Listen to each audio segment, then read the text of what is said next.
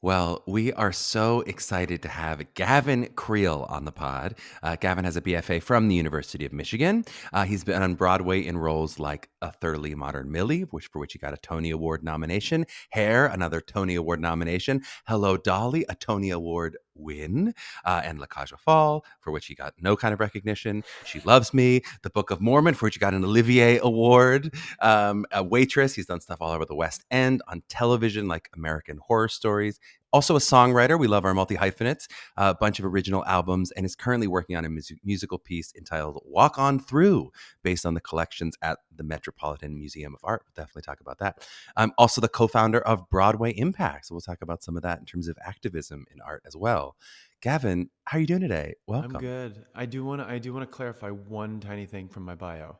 You got some That recognition more than you thought. You well, got no, I some just want to I recognition. just want to I just want to clarify. I did get recognition for La Cage aux Folles for my terrible ponytail. I had a ponytail in that, and I And got what more. award did you get for that? I got worst hair. Worst I hair? and I want to It was know. like I a want. high school award. They went back and gave you like a Okay. superlative of Yeah, like exactly. It was worst like hair in a a Broadway musical. Razzie or whatever they call that. Yeah, it's just one of those things where just like worst hair. I love Right. that. In Yeah. in the back of the yearbook, it's the people the cast offs. We Yeah. gave Gavin a Dundee for his work in She Loves Me, if anyone offers me. No, I of course mock, but this is some fantastic, it must be exciting. We try to cut down these bios as much as we possibly can to get right to the good, but we couldn't cut anymore. There's too much juice in there. That's very kind. I'm proud of my career so far, and I'm really excited to talk about Walk On Through. Maybe later we can get into that, but we You're should saying so far start like at the there's very more. You're done, beginning. Gavin. Yeah, I You've think done. You've done sometimes it. I do feel like I'm tapped out, but Yeah, hopefully that's we will get to plenty. that as well. Yeah. Plenty. No, but I'd love to actually start. Yes, of course, we'll get into to walk on through and some of the exciting things that are current and future.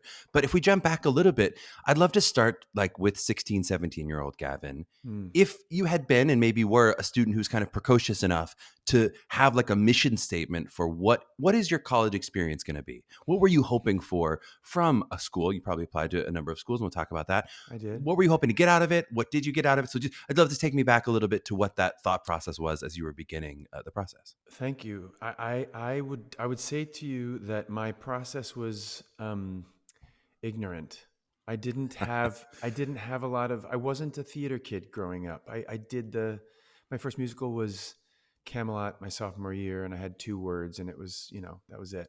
Do you But remember those two words? Do you want to give them to and us? mine, it wasn't even a complete sentence. It's literally a story I love to tell people because I was in a high school where they cast like everyone, no one got Mm-hmm. cut. So it was like 197,000 people behind me giggling when I would say my two lines. And I'd be like, Hmm. shut up. But I got a little solo at the end when they're like, I don't know, there's a dramatic end. And I was one of the people standing off to the side with copious amounts of Ben Nye makeup caked on my face, Oh, for thinking, sure.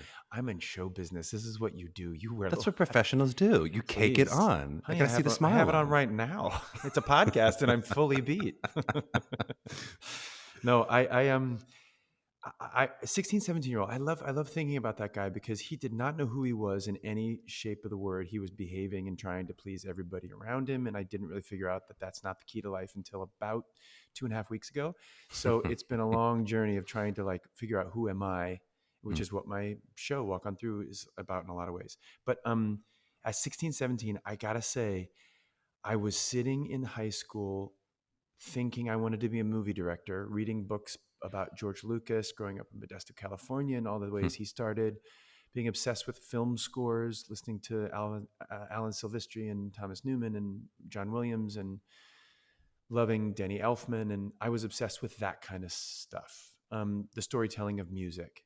Um, I remember when they had CDs, period, but when they had CDs that were, I don't know if you remember this, but they were in cardboard boxes because when you used to go to LPs, you'd like finger through them, like, going through trying to find the album you wanted. Well, Finders Records on Main Street in Findlay, Ohio, where I grew up, Shout out. shout out, transition to, of course, cassette tapes, which you would still rifle through to try to find the Debbie Gibson album, thank you, that you wanted the most out of the blue. Anyone? But then they went to cardboard boxes that the top half had the CD and the bottom half was just air because they needed to Mm-hmm. and I would save those boxes and I would tape them to my wall. And I had like this collage of all of the CDs that I'd ever bought. My mother hated me because I ruined the wallpaper that was underneath because when she went to take them off, it ripped down all the wallpaper. So this is the kind of scattered noise that was in my brain from a very early age, not thinking about being an actor. And not necessarily music theater. So it sounds like you're interested in No. music. You Yeah. liked film. Did you know I might want to step on stage and do music theater? When did that come about? Well, I did Camelot my sophomore year of high school, and then I was cast as Albert Peterson in Bye Bye Birdie my junior year. And that sort of turned things where I was like, wow, I think I might like this. And if I'm honest with you, I think I was more drunk on the attention. Mm-hmm. I think I was the third of three kids. I think I liked showing off. It Mm-hmm. was the only way to get, when you think about it in terms of human terms, like we're born, we want our parents' love and affection and their attention. And I'm the third, and they're like worn out by me and my two sisters that came before me who were superstar basketball players, and I was not. But then I just was like, oh, I'm going to try this. I'm going to do this over here. I think if I'm harsh on myself, I think it was about attention. But then I also loved the validation of, you're good at this. Who doesn't love somebody looking you in the face and going, wow, you have a really nice voice, or oh, you play the piano really well, or and you're nice. And theater is a place for people who don't feel like they fit in the basketball team a lot of the times and need a place to go that people are like, they're like nice, weird people like I was. And I'm so grateful for that. Attention and validation, the two best reasons to do anything. So this is great. You're starting off. I am ripping the Band-Aid off, folks. Let's get real. I'm in a space of real, like, what was it really about?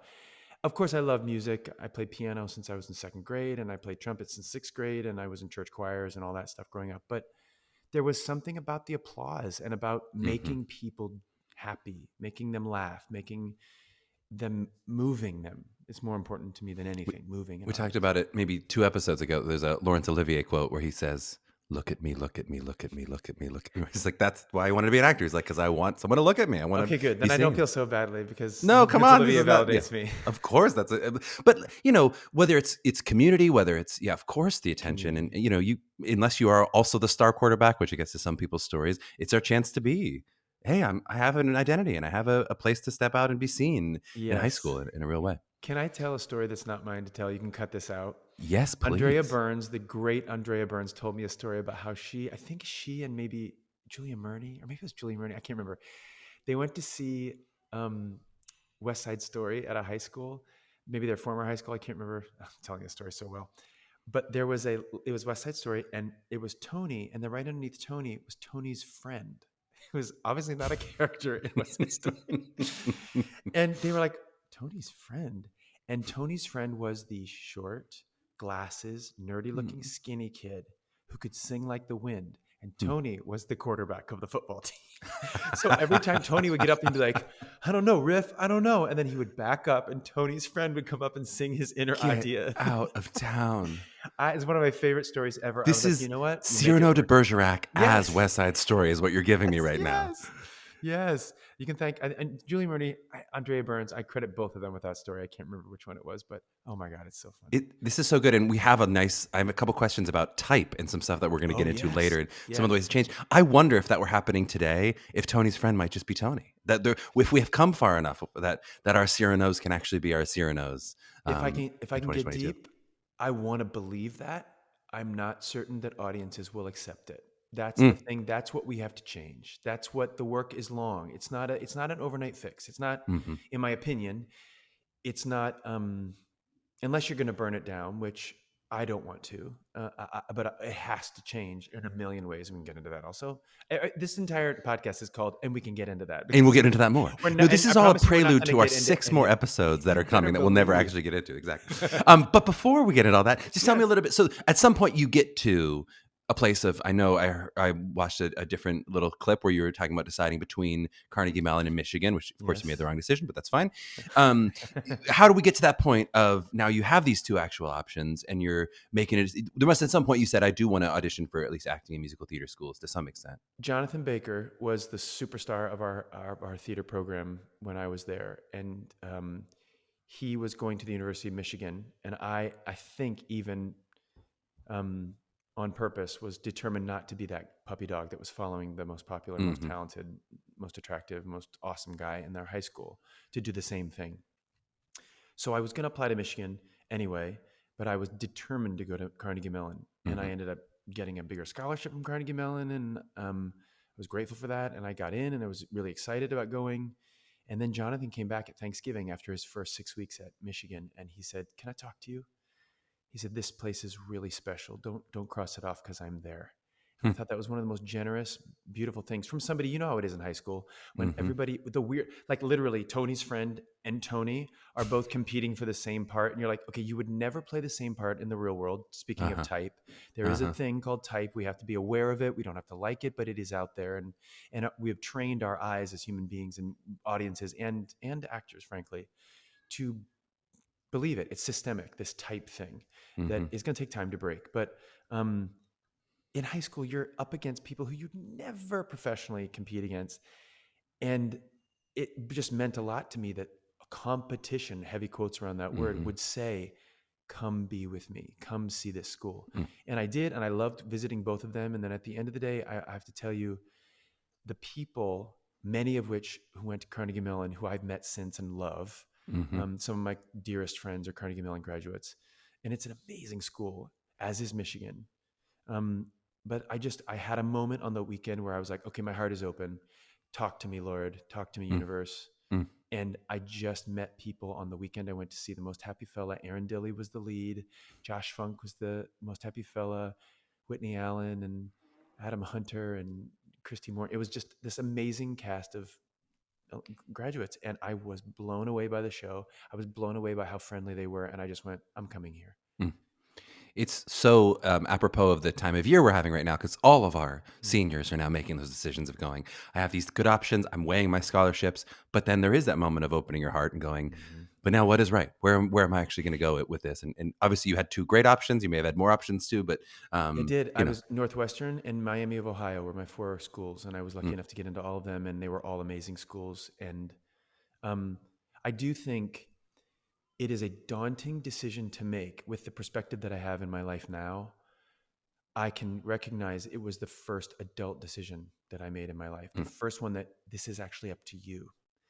And I was lucky enough that my parents were able to step back enough and not try to force me into. They were like, "Look, this has got to be your decision." And that's something, any parents who are listening, I want to encourage you to step back.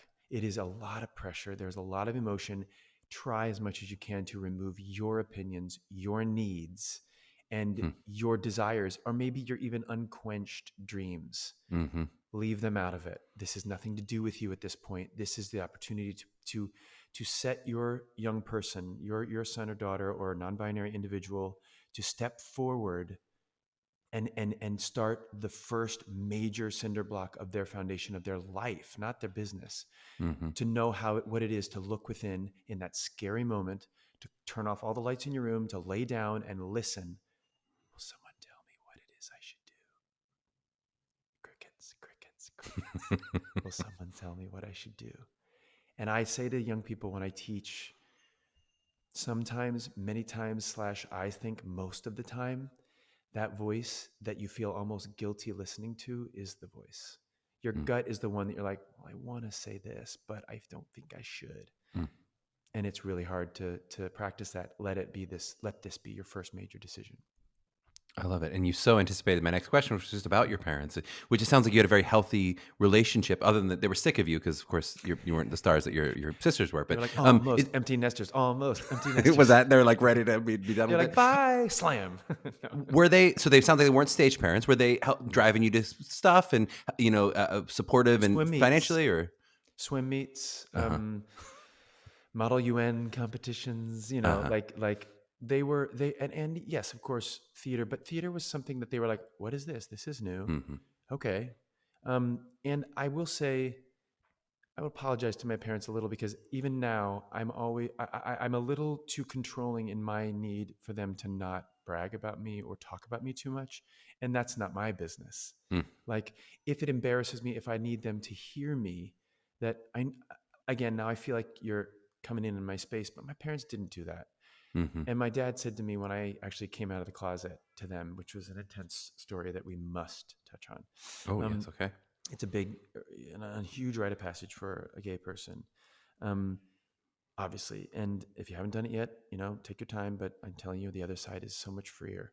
But my dad looked at me and said, I want you to know that I was looking around church the other day and I was thinking of all the people that come up to talk to me. And the only reason they talk to me is to ask how you are and how dull my life would be if you weren't in it. Mm. And it was one of the greatest things he's ever said to me. I'll never forget it. And I thought, don't let me rob them of the joy that it is to be my parent. And my parents, to this day, stand back, sometimes too far. I'm like, you can tell me that was good if you want. But I think that's just how I was raised. That's just not how we were, not as a family, and as it wasn't a lot of crazy praise in that way. It was like, and there's some wounding there. I had achievement became my way of getting love, I think, and that's not always the greatest feeling, because I'm now again trying to unpack that at 46 years old and go, I don't have to do it to be worthy. I don't have to get louder applause or the biggest laugh. I don't have to, all those things. It's a tough thing, but that's the life's work to unpack as I get older. It's beautifully said, and I'm at obviously the very early stages of parenthood myself, but Yeah, I feel like congratulations. in the diapers and in the whatever, I'm like, I earned some of that stuff for when 30 years from now I get to brag about her. Like that's Brag the on. rule. Like you change the diapers, you do this, deal with the sickness, you get to do some of that You're a right. little bit You're later. right. Absolutely. Let's get to Michigan. So you ended up going there, and we had Erica Henningsen on the pod already talking about Michigan, and we have people have Love. heard of Michigan. We had Mark Madama talking about Michigan a little bit as well. Oh, So great. people have heard about this wonderful school, but I'd love to hear a little bit about your experience and sort of to you, what was it like being a Michigan student? What did it mean to you to be a Best University of Michigan student? best decision of my life, to go there. I had at the time, I believe, Carnegie Mellon and CCM, which were, well, I didn't look at CCM just because I went to the campus and it was literally buildings. I was just like, I don't want to look at these buildings. That was my decision for Carnegie Mellon or since CCM. Um, I also didn't want to live. It was too big of a city. I wasn't ready for that. I wanted more of a campus and grass and stuff like that. So I just was like, I know this place is amazing. I'm just going to tap out. But CCM and Carnegie Mellon at the time had cut systems, I believe. After the sophomore year, if you didn't cut the mustard, they would say, I'm sorry, we're going to let you go. I don't think they still have those anymore. But at the time they did. And I was like, the masochist in me, the punisher, the judger, was somehow thought that going to Michigan was like the sweet school. Like Safe. that, You're not going to yeah. get cut. Well, you're not going to get cut. So you really want to be good, you should go somewhere where they're going to treat you terrible and cut you. But I went with my heart, and I think what it inherently did was made me work harder, because I was like, Michigan, which I loved, was like, as hard as you work, we will match you. But if you don't want to work hard, peace. It's up to you how much you want to get out of this education. So I really valued um, tenacity. I understood what tenacity was. I got involved in student productions. I choreographed a student show. I directed my senior year, instead of doing auditioning for West Side Story, the main stage. I directed Pippin at the student productions, which was an amazing experience. I got to do plays. The showcase started my freshman year, so I was able to be a part of, like, having input and building what the Michigan Showcase when you come to the city would look like. And the best thing about it was the people I went to school with. The training was fantastic, but just above the amazing training was my collaborators, my classmates. So odd to think of Michigan as like the easy school. This is the safe school. Like Well, that is not listen, so most of our students would think about going to University of not Michigan. now. It's just, I mean, I know it sounds immodest to me, or overly modest. No, not immodest. Overly modest to me, or false modesty. That's what I was looking for. Come on, I'm a musical theater major. I don't have grammar. But I don't know that I would have gotten in now. I think I would have been waitlisted. I think they would have been impressed with me, but I think I would have been waitlisted, because I didn't. It is more competitive in a lot of ways. It's more well known. The Sure. internet has splashed information about these schools far and wide, including there are students from China and Indonesia and stuff in the program, which I'm so excited about, the international component of the school. There are so many more people of color at our school, which is imperative moving this business forward for the untapped wealth of talent that's out there that doesn't often get opportunity and voice. And I'm so excited to see how Michigan is working very hard to change that. And it is not without growing pains. The school Mhm. is trying to figure out ways to best do that, and it's uncomfortable at times. But I'm really encouraged by the way the school continues to grow and how they let me be a part of it still. I'm back there all the time. I'm literally flying to Michigan in 5 days to go see Hair at the Yes, Power Center. yes. I was like, I'm not missing this. So I'm going to go as a former Claude Hooper Bukowski. So cool. Though, looking at Megan's face, and certainly in my own opinion, that was false modesty. You would not have been waitlisted at Michigan. How dare you? I mean, who knows? Of course. How could we know? I mean, if you went back and auditioned now, maybe. But, Yeah. back then, I think Yeah, I know. My talent's through the basement now. Yeah, cool. to decline. Over the hill is what we say. Once it's a Yeah. gentle decline. Thank you. Careful, that's a little too close to home. Keep going. Okay, sorry. You said we're going to be vulnerable in this interview. So let's get to the first of our two games. This is a game that a lot of people play. It's our college flashback round. Mm. You have 60 seconds on the clock. I'm going to ask you as many questions as we can get in 60 seconds. Your only goal is to answer these questions quickly. If you happen to be funny and original and interesting, that's bonus points. Ugh. The score to beat is 14 by, I think, Josh Segarra and Sarah Salzberg are both co-owners of the 14 and 60-second Two mark. people that I love. Well, I don't really know Josh. I love Sarah. I know Sarah well. But Josh Segarra on the other two Oh, is... I was like, what is actually happening? This person is doing funny with heart and over the top yet totally real. He is so unbelievable in that show. I love Well, that you show have a so chance much. right now to best him, to Yeah, I'm gonna best crush his him. mark. You're going down, Josh. Lance. All right, we're ready. 60 seconds on the clock. Favorite show you did in school? Pippin. Snack that got you through college? Pizza House chapatis. Social butterfly or bookworm? Social butterfly. Did you kiss anyone in your class? Yes. Messy roommate or clean roommate? Borderline messy. Something on your dorm room wall that you remember? Whitney Houston poster. Worst fashion choice in college? Every piece of clothing I ever wore. Weirdest acting exercise you did in class? Oh, zip zap zop. Screw you. Ever stolen from a campus shop? Never. Ever slept through a class? Yes. Religion. Worst college audition hiccup? Worst college audition hiccup? Farting. Favorite local joint in your college town?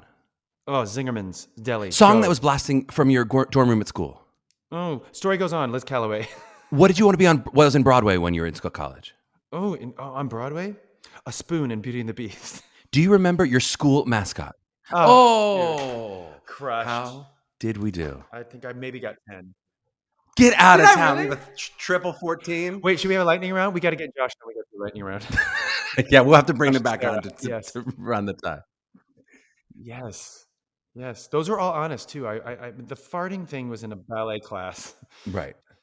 Sit But up. that was good. It was a one word. It was funny, and you moved on. You couldn't have time to tell the story. We're going to tell more Yeah. stories later, but Okay, you didn't have good. time for stories. Yeah, It was no, perfectly yeah. done. And I have to be honest, I was not my best. See, you were giving me calm energy, so I was giving you calm back. Josh was like thumping his chest during it, so I was like getting up. Like I was like, I got to go. He was like, I was like, okay, I got to. yes. Like Meghan was like, Charlie, speed it up. I was like, I'm breathing. Gavin and I are here together. We're just, this is Meisner. We're getting It's our vibe. This is Meisner. Thank you. Yes, and.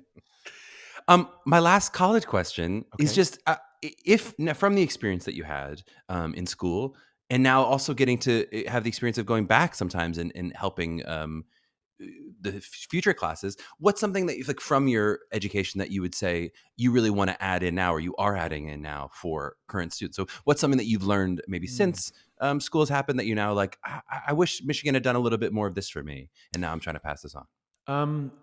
That's a great question. And this is a big answer. And it's what I'm working on now, and I will work on till the day I transition to the next whatever phase of this existence. I just wish I hadn't been so careful and worried and fearful. I wish I had been more. I'm still to this day trying to find a way to not care about the possible judgment of others, which just informs my judgment of myself. And I think it's the thing that just stops me from taking risk. It's the thing that stops me from committing to character, to an assignment, to socializing. Mm-hmm. I wish I had come out of the closet sooner, freer, more powerfully. I just wish I'd known myself more Mm. and been more daring and not so afraid of being uncomfortable. Well, if now's a good time for it, let's tell that coming out of the closet story. You said it's a long one and a good one. Well, it's not, I don't think it's long as much as um, my my coming out was like three phases: to myself, to my friends, and then to my family. Mm. Because after that, I could give a shit what anyone else thinks, which is a lie, because the business then was the last. Once I came out professionally was the final thing, and I was really Mm-hmm. worried. But I had a mentor of mine, Mark Platt, he like ran Hollywood for a bunch of years and Universal Pictures, and he's produced a ton of amazing things, Wicked being one of them, Into the Woods movie, Legally Blonde. He's an incredible mentor to this day in my life. And he sat me down when I was really struggling after I had come out to my classmates. I come out Mm-hmm. to myself, came out to my classmates, um, and then I came out to my parents right before my first Broadway show. I was like, they're going to come see the show. I know they're going to be proud of me. They're not going to not come. My therapist, who said at the time, said to me, "What's the worst case scenario?" And I was like, "That they'll just say we're not talking about this." No, and they would Mm-hmm. get up and leave, and they didn't. Cried a little bit. My mom cried a little bit. My dad said that amazing thing about, and they said, "We love you. And this is going to be challenging for us to understand and accept. We just worry for your safety." And I was like, "I appreciate that." And then we didn't talk about it for a while. And then I watched them grow, because it's something I was Mm-hmm. thinking about every day of my life. And once I tell people who are worried about coming out to the parents or wishing their parents would get move faster or quicker or whatever, I say, you wake up every day multiple times a minute thinking about this thing. When you give them the information, even if they've thought about it, it's now truth and real for them. So they're the infant, you're the parent. Mm-hmm. You got to Mm-hmm. let them learn how to crawl and speak and screw things up and throw tantrums. And it's a process. And to be impatient with their progress is one way of doing it. I just say, remember grace. Just try to remember grace. Michael McElroy is a great teacher and friend and mentor of mine also, and he's the head of the program at Michigan now. And he talks a lot about just remember grace. There isn't a clear path to anywhere. So anyway, I came out to them, and then when I decided to come out professionally, it was right before Hair. And when I was talking to Mark, we were at a hotel in New York, and he's like, "Come over, have tea in my lobby. I'm in town for a minute." He's like, "What's going on with you?" And I was like, "I just am lost. I don't know how to be who I am, honestly, in the public sphere. I'm afraid I'm going to get pigeonholed." It was like Mm-hmm. 2002. It was a different time. Mm-hmm. People This is, weren't just Bush is now running, yes, trying to win elections based on gay marriage, right? Right now, yes. gay marriage is something that's more popular than not, but back then it was definitely not true. Oh People my were winning gosh, elections on the yeah, idea on of, polarizing people mm-hmm. like me. And it was okay to do it. It was like the entire Republican platform to just Mm-hmm. go, and it still is in a lot of ways. And I reject that platform and that Mm-hmm. party for that one reason alone. Anybody who hides behind Christianity or faith to oppress or obscure the rights to anyone, but especially our LGBTQIA plus community, it is not Christian. Christ would never have done it, and you're Mm-hmm. wrong. Period. Full stop. Come talk to me, and I will listen to you, and I will tell you you are wrong.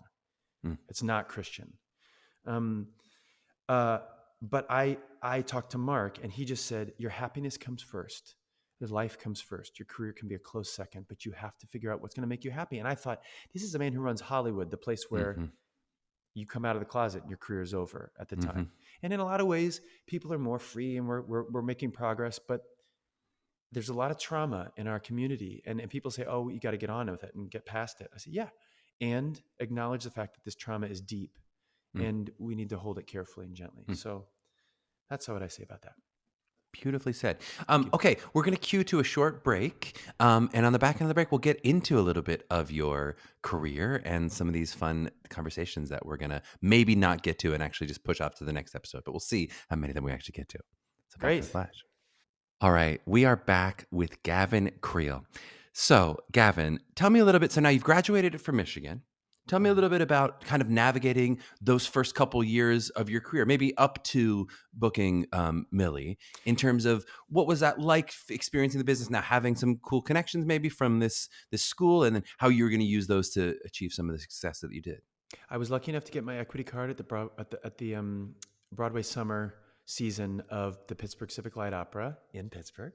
Mm-hmm. Um, I did 2 seasons there, summer after my junior year and summer after my senior year. I auditioned for Cedar Point Amusement Park twice and got rejected both times. Mm-hmm. That was harsh. I love Cedar Point still. Got no hard feelings. Give me a fast pass. I'm going to be honest. I think it's their loss, Gavin. I do think it's their loss. I mean, Just gonna I say. was ready to get nodules and sing 19 shows in an hour. I was ready. I loved it.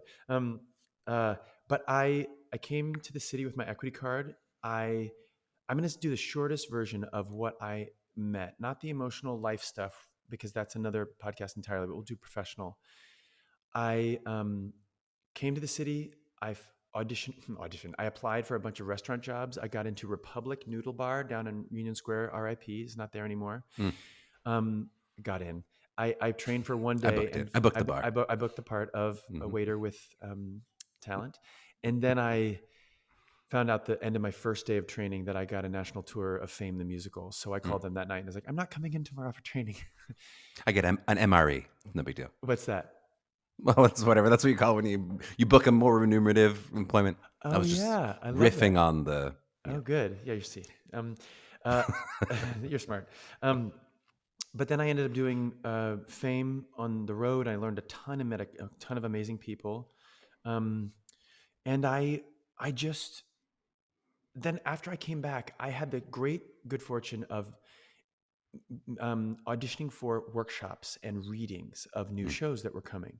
mm, And in one of those auditions, I met Jim Carnahan as a casting director. And Jim Carnahan was responsible for the beginning of my career in a lot of ways. He gave, and one of the biggest, most beneficial ways is he called my agent and said, or maybe he just called me directly. I can't remember, but he said, "Hey, you were great in the audition. It's not going to go your way, but I want to know if you are willing to be an audition reader." mhm, And that is something that really changed my intimidation of what the business was, because I was mhm, able to sit in the room and see this mysterious place of the Broadway musical audition, and regional musical audition or whatever. And Jim would be like, "Hey, mhm, we got this thing. And oh, can you come in for an hour? Robert Sean Leonard is reading for um, this musical. We just need a reader to read with Robert Sean Leonard." And I'm like, Dead Poets Society, Robert Sean Leonard? Yes, please. Yes, Yes, please. yes. And I'm sitting there reading with him. I did readings with like BB Newirth and different superstars in our industry. That I'm just sitting there being the reader. Of course, I'm invisible, but I'm learning. I'm watching Robert Sean Leonard come in, and then I'm watching recent graduate from University of Michigan or Carnegie Mellon or Mhm, CCM come in, and I go, "What did each of them do that worked? What did each of them do that didn't? mhm, What?" And I sort of was able to inform how to behave in the room based on what I was watching. mhm, That was invaluable, and I thank Jim Carnahan for that. And then therefore Jim was able to see me read a bunch of different characters and play a bunch of different things. So then he called me in for Spring Awakening, and I auditioned for Spring Awakening and did 2 readings of that. um, which he called me in for this other reading for something else, and a million things. And other casting directors would hear I'd been cast in readings, and they would call me in for those. I did Curtains and Wicked and Hairspray twice, Wicked twice. Uh, oh gosh, And these a are bunch. readings that you're now not continuing with. Yeah, You're doing the reading, but not I continuing. aged out of Spring Awakening. I was too old to do it when I started, but like, yeah, I didn't continue with Wicked because I got Thoroughly Modern Millie. When Mhm, I was doing a reading of Mask, the musical, that Cher movie. Cynthia Weil and Barry Mann wrote the score, and Gabe Barry was directing. And I was playing. I was supposed to be in the ensemble. I'd done so many readings at this point that this one I got in, and I was like, "Ugh, I'm in the chorus. I'm not going to read this script. I'm just going to show up and learn it on the day," which is something I never would have done graduating college. Never. mhm. You would read the script and do your studying it. And I was just tired and probably hungover. And it's just like, all right, I think I got. I'm just in the ensemble, learn this stuff. I get there the first day. Anthony Rapp has received an offer to play one of the leads in A Beautiful Mind, the movie. We're going to ask you to play the lead now. And I was like, Cool. Okay, yeah, sure. We're gonna It's start gonna be a rehearsing cold right read. now. Let's see Honey, what I happens. was making it up. Instinct, cold read. And I during that, I had my final callbacks for Thoroughly Modern Millie. So on the presentation day for Mask, I'm like screaming high C's, Mm, rock style, as rock as I can be. I'm not a rock singer. And then between the two readings, I like combed my hair, put on my glasses and a tie, ran and did my final callback for Millie, came back. It was insane.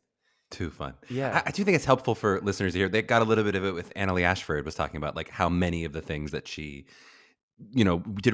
readings for, but then wasn't continuing until Kinky Boots. Finally, she got to actually continue with it. But it was like the 10th of that, Yeah. subset. And I don't think people always realize that in terms of the disappointment of how many of those it can be before you get the thing that actually, whether Yeah. it goes or that you get to go with it or, all that. Yeah. It's a great point. Great point to make. Let me ask you a weird question. Let's get into type, shall we? Please. I have a couple questions kind of centered around type, and I'm gonna, to some extent, from the outside, impose my idea of type on you.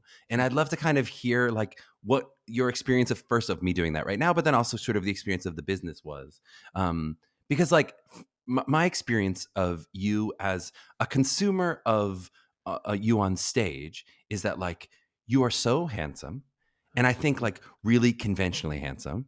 Thank And I you. think your voice is so beautiful, and I really, I mean this is a compliment, but like kind of conventionally beautiful tenor sound, right? And in a way that like we've talked about type on the show, and I do want to talk about it as a broader topic, but especially what the experience of being Gavin Creel in the musical theater world, in that like to me you're someone that I like. Some people you go, you're so talented but I don't know what to do with you. I'm like, you're so talented and I know what to do with you in Oh, the that. American musical theater canon, right? Of going, almost every show has a role that I go, you don't need to be Tony's friend. In I go, you could be Tony. You could be Uh-huh. and again, let's get specific about the shows in which, in a professional context versus not. But certainly I think your experience or my experience of you from the outside would be that people were able to go, yep, know what to do with Gavin, know what to do with Gavin. First, I guess, was that true for you? And does that become in some ways like limiting to you of Yes. going, but I've got so much more in me. I'm not just an ingenue. I'm not just this male leading man or whatever that is. Well, yeah, it's a great point to make. And to talk about type is not something I get to do very often because as an actor, I try not to think in type. I try to Mm-hmm. think about what makes me unique from the inside out rather than how they're seeing me. But to be a businessman in this show business, you do need to be aware of it. I don't think you should be owned by it or your choices should be dictated by them. But to be angry that why don't they see me as Marion? I don't want to be Harold Hill. Mm-hmm. Well, you're not really a Marion type, Gavin. Mm-hmm. um, uh, to understand what that means and how that can work against you or in your favor. I have to say, um, I think I have had it, especially as a white man, I have had it way easier than most. And I appreciate your comments on my face and my look.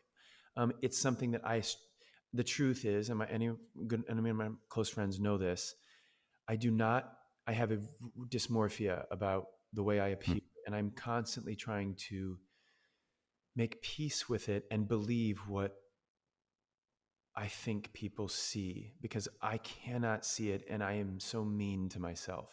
Do you mind, just in case someone doesn't know what dysmorphia is, just Well, explaining sort of what that experience it's is it's for an you? experience of when I look in the mirror, I do not see what you see when you look at my face. It's my body and my face are the two boldest ways of saying it. And I think a lot of us suffer from versions of Mm-hmm. hating ourselves or our looks or thinking we need to look a certain way or different to get a certain thing. I just have I have done and continue to do a lot of work on trying to figure out how do I make peace with the truth that what you just said, which was very kind, and believe it without getting arrogant or without feeling like I'm lying to myself because I always think I need to be a little bit more beautiful or a little Mm-hmm. buffer or a little less this or a little more that so that I will be able to get everything I want. It's so interesting. Well, It's and, so and I wonder painful. if some of that is the limited limits in that way of the box that I do think you do fit into. That in Yes. some ways it becomes that funhouse mirror. Then it's going, well, if I am the American standard, which I would say there were some years where people would think of you as like the leading man tenor, beautiful Yeah. tenor voice, so handsome. But does that make you feel like now I have to be So incredibly handsome. I think you Well, see this especially with women in yeah. Hollywood, where we go, well, if you're beautiful, then you're going to get nitpicked on every little single Mhm. thing because we're trying to put you into the most beautiful, the sexiest Yes. person alive, or Or the those things. character actress, and you're like, but I'm not either of those things. That's why, again, I, I, I acknowledge my privilege as a white man. Like, um, but I also want to say, I think I have, instead of trying to live up to those expectations, I have a tendency to subvert them, Hmm. and I think my songwriting is an opportunity for me to go, but I want to do pop songs, and I Hmm. don't want to sing legit. I'm not interested in that kind of music. I don't like making that kind of sound, but you're good at it. And then this is where I'm at now, is going, just because I'm necessarily do something well, does that make me happy? Is that what I want to be doing? And that's another thing I would say to young people and to their parents is, if you can find that conversation earlier than I have, it's a conversation we're all going to have with ourselves at some point or another. What I do, does it make me happy? What I do well, everybody is responding to. Do I make peace with it and lean into it, or do I Hmm. rebel against it and feel myself full of tension? Do I say no? I don't want to be. I don't. My first love isn't um, opera. Let's say. Hmm. Could I train really, really hard and maybe be in an opera? I probably could, but Hmm. it's not my first love. So it's an easy example. I don't want to do that. It's not this. I don't want to tell stories in that way. But being a leading man in the musical theater, I'm going to do Into the Woods um, uh, at the City Center for a couple weeks in about a. Oh God, we start rehearsals. I'm like, oh my God, I can't think about it. It's stressing me out. Um, but it's another revival moment Hmm. of a supporting part who's like the leading manish type thing. Right. And this is like a rock star cast. I feel like I've seen Oh my gosh, this it's Sarah announced, Bareilles right? is the baker's Unbelievable. wife. There's Heather Headley, and there's a bunch of amazing people that are in it. But uh, I just think that's when I start thinking about type and how I'm perceived. Hmm. And that I'm trying to let go of. Like, I make decisions based on what I want to do, and whether those people sit down and go, Gavin, what are you doing with these pop songs? You're supposed to be Cornelius Hackle. That's what you do well. See, we gave Hmm. you a Tony for it. Hmm. Keep doing that. I'm not here to try to keep winning Tonys. If I happen to, that'd be amazing. I want to find projects and do things that are exciting and interesting to me. I want to do Hmm. something brand new, that's contemporary, that's written by an incredible writer who's telling a gay leading man story. I want to play the lead in a new musical that's about, if I tell a gay story, every story for the rest of my life, those are the stories I want to tell, because there's not enough of them in the musical theater. People think, oh, there's so many gay people, especially gay men in musical theater. No, yes, Hmm. there are. And ask yourself why.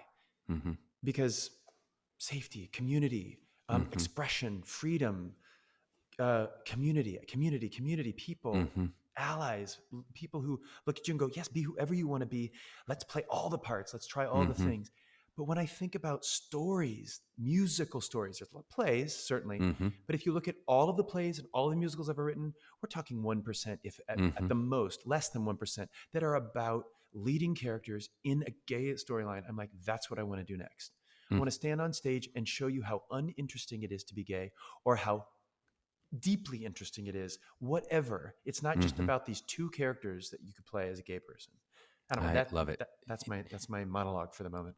Universe, hear that. Here, Gavin is putting it out there. If you're sitting there, maybe you're a young composer, you got a new musical that you're working on. Gavin is putting himself out there, and Yeah. let it be heard. Yeah. I do think I'd love to talk about like kind of timing in this conversation, because I mean everything that you said about type is certainly what we teach our students, especially in the college process. That really, like, it is from the inside out. Is they're looking for you of like, they want to create an interesting class of people, of all kinds of different people, and it's Mm-hmm. not necessarily about, do you fit this role or do you fit this role, or they're not casting a show as much as they're casting a class of people. And then I certainly think at a point of success, it is a little easier to then subvert than to walk in and say, I'm going to instantly subvert. So I guess I'm kind of interested of like what the timing was for you of when you felt like, okay, now I've shown I have the Tony Award, or maybe I have the Tony now. Maybe I just played Thoroughly Modern Millie. People Mm-hmm. know me. Is that enough to start subverting? Or because I would throw out there, it probably can't be that you never consider it at all, even in Oh, I 2022. always do. Right. Yeah. Yeah. Yeah. Yeah. I you know, I say I I found my songwriting when I was doing my first equity contract at Pittsburgh. I played my first song for Heather Mazer. She sat on the floor next to me at the piano bench, and she's the reason why I kept writing, because she looked at me with eyes of like, oh my God, Hmm. instead of, oh. And because of that, I went forward. So I thank Heather to the end of my life for that moment. But I really started, I met Robbie Roth through Kurt Deutsch, who ran Shikaboom Records and Ghostlight Records. I think he still does. Um, but he introduced me to a writer. Haley Lustig was also a person who brought Robbie to Kurt, and Kurt was like, "Hey, you should meet this guy. He's Canadian. He's a songwriter. He's a pop guy. He wants to get into theater, and you're a theater person who wants to get into pop music. Maybe you guys can meet in the middle." And we did, and we made 2 records together that I'm really proud of to this day. Good Time Nation and a small EP called Quiet. And I learned about songwriting. I learned about Hmm. pop form and about structure, about rhyme, writing lyrics, and the challenge of writing lyrics. Not only was it a creative outlet for me that felt in the same lane as what I did for a living, or was trying to do as a living, or for a living, but it also um, gave me one of the greatest collaborations of my life in Robbie, and it gave me a bit of control over Hmm. my subverting. Like, I was able to make music. Okay, yeah, what we just heard you sing, I turned a corner and there you in these beautiful outfits Marty Pekladinas designed, and this first class production, and Hmm. Sutton Foster's been discovered. It's this exciting moment and wins the Tony Award. We want more of that. I'm a third of 3. I don't like being told what to do. I like the attention, but I want to be in charge of what it is, the story that I'm writing. So And, that's where my and writing came in. so it seems like in some ways that you were, as you were subverting and telling, using more fullness of yourself in that other hyphen, it then allowed you to say, okay, and I will continue to play this Yes. for some period of time. That I will take this other role that also fits me in a conventional way, because look at this unconventional thing I'm doing as well. Yes. This is something I'm thinking about a lot lately, is both things can be true. I had a lot Hmm. of binary thinking, black or white. It's got to be this or that, either or. And I'm really trying to go, I can love the musical theater, which I do, and I can hate it. Hmm. I can love it and do it, and I can also not do it and love it. I Hmm. can hold many things at once. And the thing I'm trying to allow myself is to make the choice to write music, not to make a statement as to be opposite of the thing you think I should be. That's a choice informed by fear and by trying to control something. I made the choice to write music because I had a Whitney Houston poster on my wall, and Hmm. I loved pop music, and I was obsessed with the top 40 radio, and I love the pop forum, and I love listening to going to concerts, and I wanted to find a way to blend the two. I thought it was to leave theater altogether and try to be a pop star. I tried it. A lot of people said, "You're too gay, you're too old, and you're too Broadway," when I was 27 years old. Hmm. And, it's a very different world now where Hmm. that doesn't, thanks to the internet, I think people are, there's a lot, it's widening that audience. Hmm. But with the project I'm working on now that I'm really excited about, I'm using my pop sensibility in writing. I'm not writing a straight up musical because I'm not as interested in the conventionality of musicals in that sense at the moment. I want to write, I call it a concerticle. It's like a concert and a musical have a baby. It looks and breathes like a concert, but by the end, I think hopefully you will feel you saw something that was like a song cycle with an arc and a story, and you will take a journey with me. And I'm playing myself. I'm playing Gavin Creel. And it will be staged, like, so it'll be like a cabaret style, It'll like be a it'll be concert staged, style, but not like a full less. show. It's gonna feel like a full. It's gonna feel like American Utopia, but with Uh huh. the band, like not as much of the Not incredible much of a moving band. around and It's gonna be stuff. like a one-person show with Yes, musical, with a yes, and an story, but incredible interesting. 6-piece band that's on stage, and projections of masterpieces of art from the Metropolitan Museum of Art, Oof. and it's a really exciting thing. I'm so excited about, and we're hopefully going to workshop it this summer. I can't wait to see I it. haven't heard if I got into the festival that I applied to, but fingers We'll crossed. put it out there that we'll tell the listeners you did get in. We're going to Okay, say I it got in. I now. got in. It's I got true. It happened. You're going to in. get cast in the musical that you want with a new gay story, and we're going to Yes, have this. It's all happening. I love it. Let's talk a little bit about social media. I'd Okay. love to hear what your relationship certainly currently is with social media, but Mhm. also a little bit, because again, it was the first time you came onto my radar was to some extent with YouTube, with the rise of YouTube. And Oh, like when I right. was going to college, that was like such, which we consider YouTube social media, right? that I like forget. I always forget that it is. I always just it think is. It's a it's like different. television. Yeah, it's like But television, but yes, it is. I mean, people, it's so watched and it's such a big part of people's lives. And I remember watching, especially our students at the time, having experiences with you where they would be like, "Well, Gavin Creel is my favorite. He's my idol." When and they'd they've never never seen you seen in a me show, live. Yeah. they've never met you, but all they've seen is So many YouTube. They've seen fans you are sing like, on YouTube. I'm your favorite. I'm your biggest fan. I've never seen you on stage. And I'm like, okay, both things can be true. I'm going to accept Sure, that. But I'm saying you need to get to the theater. You need to come right. to a concert But you because probably didn't. You didn't think I'm here to perform on YouTube. That wasn't something that no, you would have nothing. thought. I'm still not. The only time I've ever really been conscious of the cameras is this PBS special I just did at the Westport Country Playhouse that was literally made in front of a live audience, but the primary focus was filming. So I Uh-huh. stopped in the middle to get water. I messed up and I was like, stop, stop, stop. I have to go back. Like I Mm-hmm. was like, the focus is, and it was still about the audience though, because that's just what I do. Mm-hmm. Is I'd rather be. I don't want to think about cameras and things. I want to think about the live experience. I will say social media. I've had a really, and I still have a really interesting relationship and complicated relationship too. I have a lot of opinions about it. I'm going to be quiet on those because the more I speak about it, it just sounds soapboxy. And I'm realizing I apologize to the people I've said things that maybe have offended them in the past, but I still believe a lot of what I believe. Mm-hmm. But I will say I was off Instagram for a long time. I got a new concert agent just recently, and she was like, "Look, you got to have a presence on Instagram." And I said, "I don't want to," and she said, "You need to." Mm-hmm. So I had previously deleted my Instagram account. I reinstated it. I don't know what the good way to do it is, whatever. I'm going to tell you this: my relationship to social media will be different once I have something to sell. Mm-hmm. I want to spend the time I have in the day in front of a bulletin board or a piano or making index cards. I'm looking at the wall behind me right now with all these index cards about the plots for set points and song ideas and lyrics and stuff for the show. Um, but I want to spend the time that I have either daydreaming, resting, procrastinating, Mm-hmm. thinking, talking to my friends, doing interactive things that are in my working on my actual personality rather than my online personality. Mm-hmm. I don't, just like we were saying, you can't just turn your back on type and think, well, I know I'm 6'2" and I look like Matt Bomer. I really want to play all these character roles and well, I'm sorry, but you look like Matt Bomer, and they're not going to believe that you're blank, blank, blank, or blank. I believe Mm-hmm. Matt Bomer can be anything because I love him so much. But the same thing is true that I say to myself about social media. I can't turn my back on it and say it's not happening.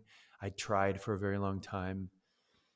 I participate in it with it in the way that feels authentic and healthy to me. I Mm-hmm. just say to anybody who's worried about and stressed out about it, you're in control of it. It's up to Mm-hmm. you. And when you feel dragged around like a cat by its tail by social media, well, I have to do it. Mm-hmm. I have to participate. This is what they say. I have to. Why? I just say Mm-hmm. you are in control of the inputs in your life. If you're scrolling all day long at everybody else's social feeds and watching their stories and social feeds. Listen, I don't think that's what you say. Feeds. I don't know. Sounded good enough to me. It's about as Clearly, much. I'm social feed sounds yeah. right. I don't Is know. he an expert? My God. I have no idea. But But what it's about from the experience of like fans coming up to you, or I guess the experience of, we did that Olivier quote of "Why do I be an actor? Look at me, look at me, look at me." mm-hmm, All these people who have been looking at you and looking at you and as you look at the YouTubes, or even if it's not other social media, even if it's not Instagram, but knowing that you're, like Elizabeth was talking about this at her now most viewed thing in the world was this like Sondheim concert she did over the pandemic, just because it's on mm-hmm, YouTube, and now it's been mm-hmm, hundreds of millions of people have seen this damn mm-hmm. concert, even though it's like not the most. I mean, she's great in it, but it's not like that's the thing I'm proudest of, or that's the but because of the power of the digital, Yeah. it is so, becomes so ubiquitous. I gotta say, I'm just gonna claim ignorance in that I don't know how to do that. I don't people like Hmm. trying to make something go viral. I don't know. I did spend some of my time when I was trying to be a pop star in my late 20s, my mid 30s, trying to figure out that the alchemy to get that thing to happen. And then I Mm-hmm. realized for myself, that's like trying to generate lightning in a bottle. Like you Mm. don't have control over so many things. And I frankly just don't want to spend my time learning how to do that. Yeah. I have the luxury of having existed before a lot of this stuff. So I have a different foundation than people who are coming up in school now and are dealing with social media and trying to figure out what how they exist on it. the two things I'll say is, and I don't think of YouTube as social media, even though it probably is. I'm just talking about like how we engage personally as human Mm-hmm. beings with the world on our Mm-hmm. Instagram, social media feeds like Instagram and Twitter or whatever. I just think, remember mystery. There is real power in not telling everybody everything about your opinions, your thoughts, your needs, what you're doing, what you're wearing. I think there is a real belief that overexposure, there's no such thing as overexposure anymore. I just think, what kind of artist do you want to be? Mm-hmm. Do you want to be somebody who surprises? And because it's you, I believe that it's harder for people to see us playing things when we know what you eat for breakfast and lunch and dinner every day, and Mm-hmm. what you think about every single thing. And the other thing I would say is just, you only have 24 hours in the day. What do you want to Yeah. spend it doing?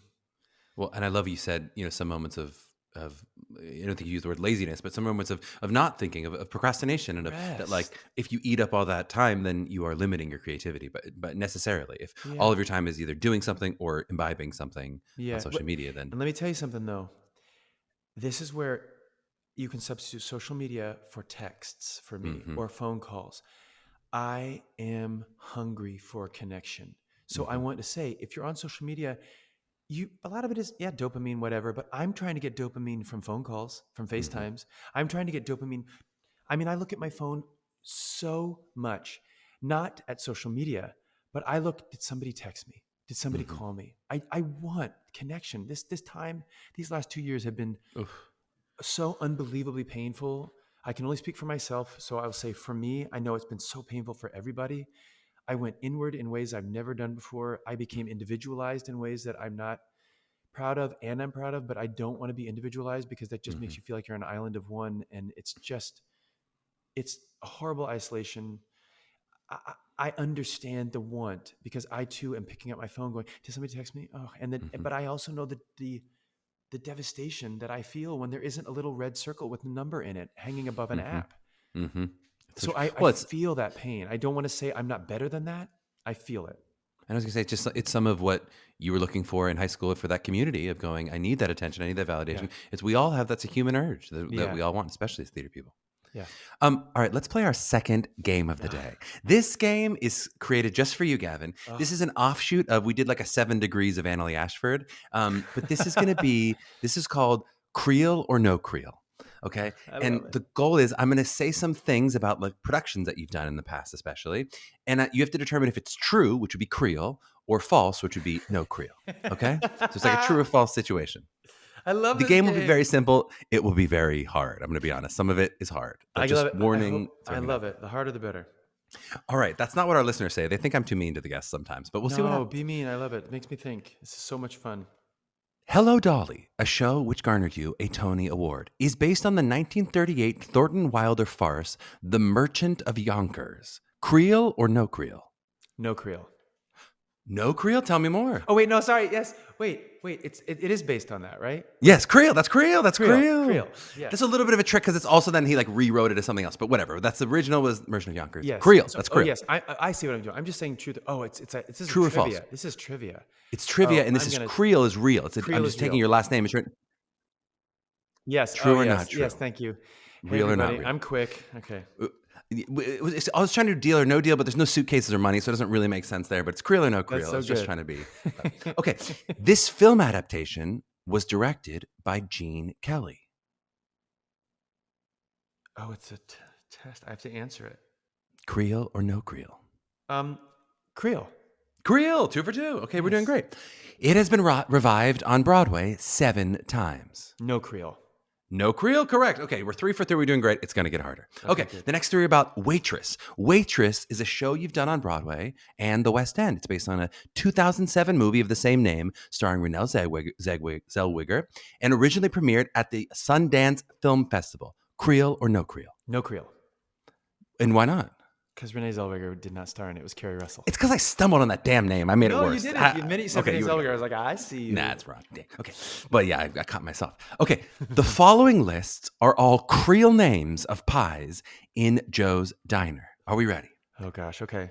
Lulu's Strawberry Dream Pie, Red, White, and Blueberry Pie, Big Guy Strawberry Pie, Marshmallow Mermaid Pie, and Berry the BS Pie. Creel or No-Creel? No-Creel. Which one is false, do you think? I thought there were two that were false. They're all Creel. Those are They're all all Creel? Creel names on the board for Broadway, according to the internet. Who knows if the internet's Creel or No-Creel? Oh, that are up on the board above the thing. What's that one?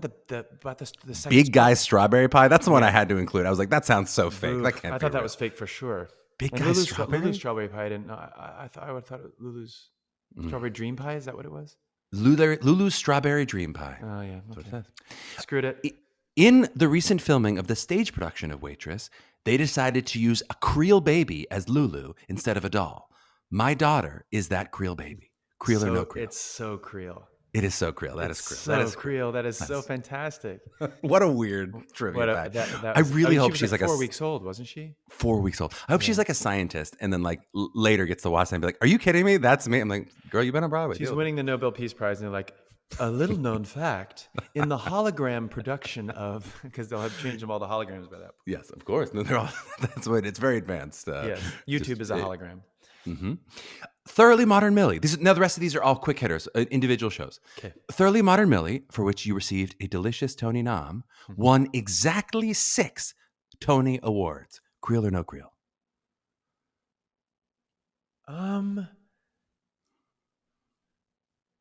I think that's Creel. It is Creel. For bonus dollars, can you name them? Best musical, best Ding. actress, Ding. best supporting actress, Ding. best. It did not get best book and lyrics because that was You're in Town. It didn't get best score, obviously. Wait, I think maybe it won for lighting. No, the other ones are all costume, choreo, and orchestrations. Wait, it's fantastic. 3 for 3 on them. Costume, choreo, and orchestra. Oh yeah, Rob, orchestrations. Oh, cool. Doug Besterman and Marty Pakaladinas. 3 extra Creel dollars there. Okay. The Book of Mormon, for which she received an Olivier Award, recently became the highest grossing musical of all time at $645 million. Creel or No-Creel? That is a No-Creel. The biggest musical of all time is The Lion King. It's made more. It's the greatest. It's the greatest entertainment property in all of entertainment. It's never At $1.7 billion. Wait. Yes, you're right. No, you're 100% right. Everything you're saying is true. I'm just echoing that it's up to $1.7 billion worldwide. I was told that it was the greatest property of all time, even movies. Correct. I think that could be true. I don't know. I don't know. No, because those Avenger movies now are like 2.12. I have absolutely no idea. I'm just looking at Wikipedia for just for the general. But it could be true. It could not be true. Who knows? But 1.7 billion. I do think it means like if you're in the cast of Lion King, you better not get scrimped on those contracts. I'm just telling you, like 1.7 billion, they can afford to pay you a bit extra than what you think. I also hope that the original company is just literally buying houses and starting foundations because they should be given. Let's hope they get that 1%. If they got that 1% of 1.7 billion. Yeah. Oh my gosh. Hair, for which you got another Tony nom, blah, blah, blah, is the show to date with the most expensive wig budget in Broadway history. That is Creel or No-Creel? Huge No-Creel. I mean, I don't know. I probably made that up. No, that's so good. But I can, before you even said the most expensive wig, I was like, nope. Nope. We were, there was no budget, period. Like, we were making things happen. Yeah. Okay, great. I think you've like 9 for 10 with some bonus Creel dollars. You're doing very well here. $3. The last one, La Caja Falls. Again, you got no recognition except for that one award about your bad hair. Yep. Won 6 Tony Awards for the original production, including Best Direction for Arthur Lawrence, which was his only Tony Award specifically for Best Direction. Creel or No-Creel? Okay, there's so many levels of where this could go wrong. Did it win 6? I'm going to say yes. Creel? Did Arthur Lawrence direct it? I think that's a Creel. Creel? And is it the only one? I'm going to say No-Creel. And that's my God, that's perfect. That's that literally perfect. You got it all right. What would you know? What else he might have won it for? I mean, Gypsy's one of the greatest written things ever, so it's got to be Gypsy for the book. He won it for in both 1975 and again in 2008 for direction for Gypsy. He did. Oh, wait. Did he direct the original Gypsy? No, he didn't. That's what it says on Wikipedia. I did. I thought he just wrote the book, but could be. Wikipedia Wow. people, you can double check us if we. It's very possible we do not say that anything we're saying here on the game is actually true. These are just Wikipedia. what Charlie came up with and wrote down. Doesn't mean that that's actually right. Oh, please. It's your show. You can do whatever you want. You can literally Whatever. say, Let's say yes. Let's say he directed Broadway both is a productions. marshmallow cloud upon which all of us sit. Creel. I mean, in the pandemic, it's basically true. I mean, literally, That's it's what it's marshmallow become. dreams and unicorn farts. That's all it is. Dissipating Sadly in the breeze. true. And I know we're COVID. gonna have to let you go soon, but we have a couple more questions I just want to throw in wrap up. Tell me a little bit about Broadway Impact. I know Elizabeth mentioned specifically maybe it was your experience with hair that made you sort of spark into activism or really sort of turn that up a notch. Well, Yeah, I will tell me say we were dealing with some friends of mine were trying to figure out how to get involved. I was kind of stepping into my um, identity as a gay man and like getting involved with the gay community in some way. And then we were inspired by and enraged by inspired by the election of Barack Obama and enraged by the passage of Prop 8 limiting same-sex couples to be able to be married in California. And we thought, how can those things happen on the same day? Mm-hmm. And we followed Barack Obama's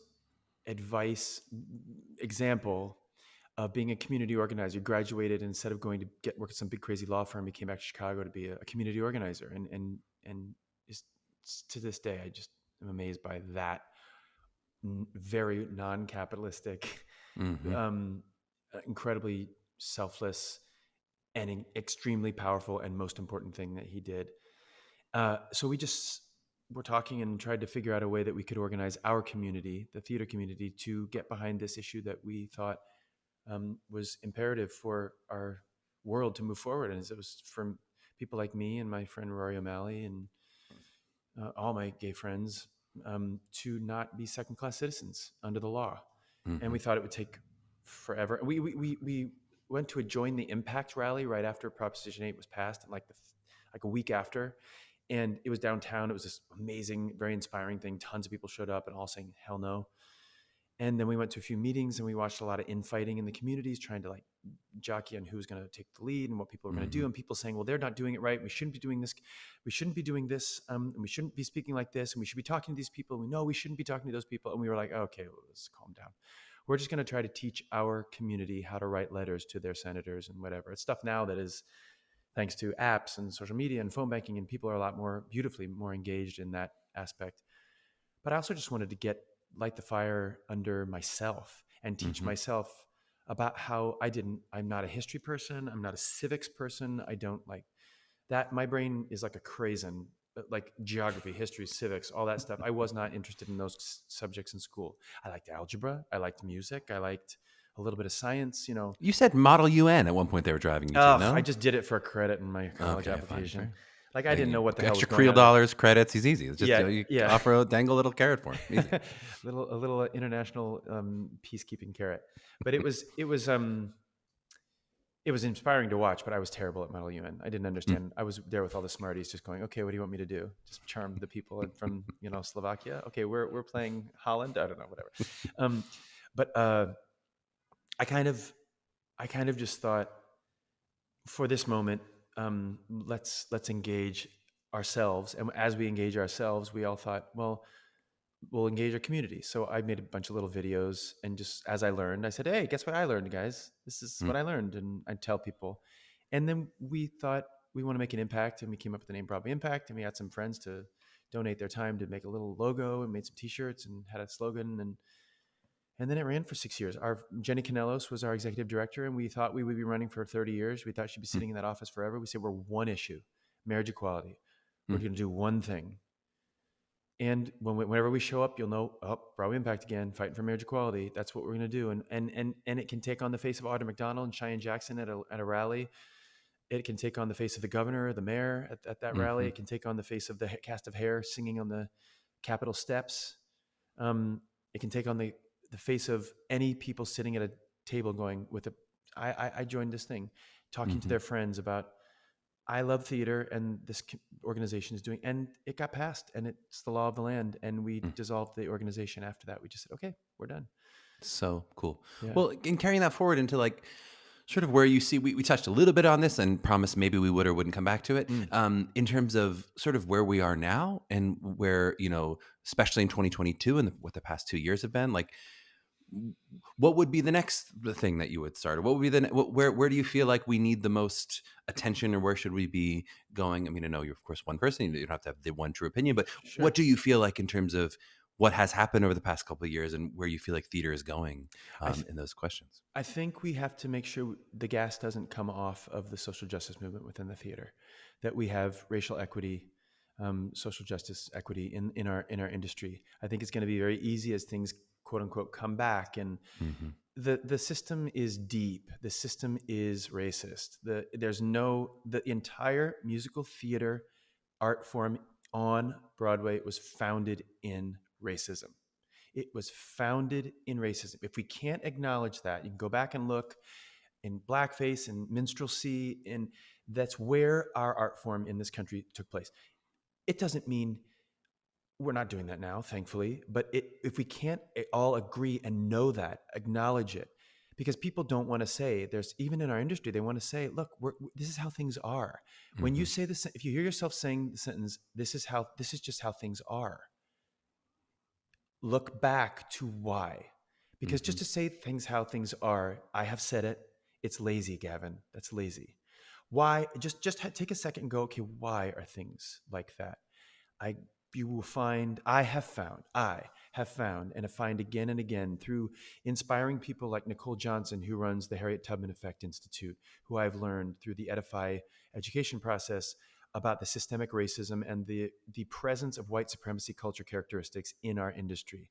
Perfectionism, right and wrong thinking, sense of urgency. Come on, guys, we got to get this done. We got to get this done. Hmm. It's rooted in a culture, which is a culture characteristic, which is a belief of how things are, how things should be. And if you look at why are things a certain way, why should they be, someone has to decide. Hmm. If you look back, who always decided? Most often white people, always white people, most often white men. So it's like, if you just fall back on, well, this is just the way the business is. Okay, cool. The business was founded on rotten roots. Hmm. Yes, we love it. Yes, it can move forward. We can change it. But if we don't acknowledge the rotten roots that it was built on, we're trying to like build houses with rotten wood. Hmm. So it's like, let's just keep the gas. Let's keep thinking. Let's keep educating ourselves. Check out the Harriet Tubman Effect Institute. Check out Nicole Johnson. She's somebody who I've met through my friends Max von Essen and Ryan Vasquez and Zach Prince and Corey Mock brought us all in to a room with a bunch of white people and Nicole to go, we are screwed. We are not doing this correctly. What can we do? If you're white, you're out there, you are human, just as everyone else is, and the people of color. This is our work to do, not theirs. So true. And I think especially we talk about keeping the gas on. It's like it is so easy coming back from a pandemic for Mm. theaters to cry poor and to truthfully, cry poor, and to say, well, we need to do this show first. This is what the season should look like first because we need to get our subscribers back, or we need to get, it's like it's Mm-hmm. so easy to sort of fall back on some of those things, maybe even well-intentioned things, Yeah. in what you said, the way that it is, the way that it was, Yeah. because we need to what's old faithful here as opposed to something new and radical. Well said. Yeah. What about, let's just wrap up with, if you're talking to a young artist, maybe if you want to think about young Gavin, or you've been thinking about young 16, 17-year-old Gavin full of ignorance, what is it? Ignorance, validation, and Attention attention. seeking. Mm-hmm. Yeah, exactly. Um, Real healthy if you're beginning. talking to that young artist and you're talking to maybe one of our students, maybe either who's just about to start the process, is just, is engaged in the process right now. What advice would you give to them? What would you say? I would do Joseph this. Campbell's quote, follow your bliss. Follow your bliss. It can't steer you wrong. But to know what you want, to have the courage to state that bliss, to lean into that bliss, and to allow yourself the grace to change your mind. Mm, 5 minutes, 5 days, 5 months, 5 years from now. Um, but go for it. Follow your bliss and try to be kinder to yourself than you are currently being. Um, because if you can be kind to yourself, it won't cost you to be kind to others. But if you're not kind to yourself and you don't like yourself and you don't cultivate a space, a practice of self-love, it's really easy to react, to snap, to judge, to criticize. And I do it daily. So I'm just, it's not Wait, something you two and a get half to. weeks ago, you said you learned it. You learned 2.5 weeks ago Oh to yeah, I figure it figured it all out. out. I Yeah, figured it out. it was just recently. Yeah, it was. It Um, was. Yeah. Beautifully said. And we know we can check you out in your newly reinstated Instagram at Real Gavin Creel. Yes. Real has an A in it. Creel does not have an A in it. No. Or gavincreel.com. We can just check you out there as Yep. well. Gavin, thank you so much for the. Oh, I go also ahead. want to do a quick shout out. Just like if you hear about, I'll try to tell you, but if you hear anything about Walk On Through the show I'm writing, please come support it. I'm trying to make a piece of theater that I'm really proud of, and I'll talk to anyone who will listen. But a lot of the things that we talked about in this podcast today, I'm trying to touch on with the music I've written. It's all original music and lyrics and book. I'm really excited to share where I'm at this point in my life and my creative journey. So And please we check will it out. do whatever we can. If there's any digital thing to share, when there's anything digital to share, to blast that out also I to our appreciate audience to it. say, I check appreciate out it. this thing. A friend of the pod did a show. And I can't wait to see it myself. This sounds so interesting. Gavin, we so appreciate your time today. It was so great getting to chat with you. You too. Thanks for having me.